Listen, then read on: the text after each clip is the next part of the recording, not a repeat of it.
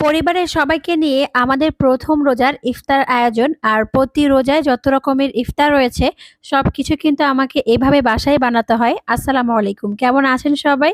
এই তো প্রথম রোজার ইফতার ব্লগটা আপনাদের সঙ্গে আজকে শেয়ার করছি। আর এখন যেহেতু রোজার দিন, সেই সকালবেলা আর রান্নাঘরে আসতে হয় না, দেখা যায় দুপুরে পরে রান্নাঘরে আসি।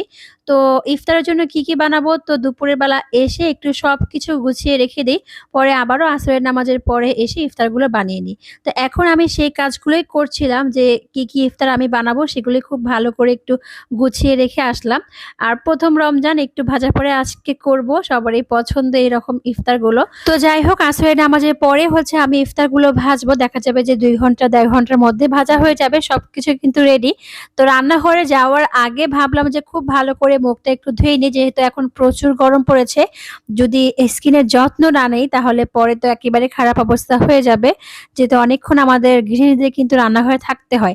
আর এটা তো আমার খুব পছন্দের একটা সোপ, সবসময় আমি ব্যবহার করি। এছাড়া আমার কাছে মনে হয় স্কিনের যত রকমের সমস্যা রয়েছে এই একটা সোপ ব্যবহার করলেই কিন্তু যথেষ্ট। আর এটা কিন্তু পুরোপুরি অর্গানিক হালাল ইনগ্রেডিয়েন্টস দিয়ে হচ্ছে তৈরি হয় এই সোপটা। তো যাই হোক, এই সোপটা আমি যে পেজ থেকে নিয়েছি সেই পেজের নাম আজকের ভিডিওর কমেন্টে এবং ডেসক্রিপশন বক্সে দিয়ে দিব। আর এই তো আমি কিন্তু রান্নাঘরে এসে সব ভাজাভাজি করে ফেলছিলাম। মানে বেগুনি, আলুর চপ, পেঁয়াজু এগুলোই আজকে আমাদের প্রথম ইফতারের আয়োজন হবে।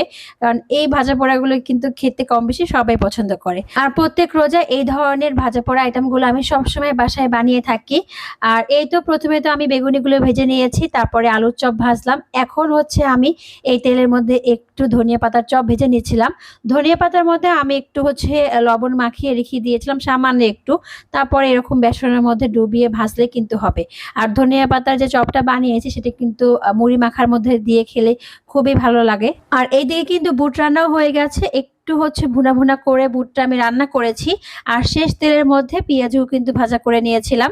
তো যাই হোক, এই ছিল আমার আজকের প্রথম রোজার ইফতার আয়োজন।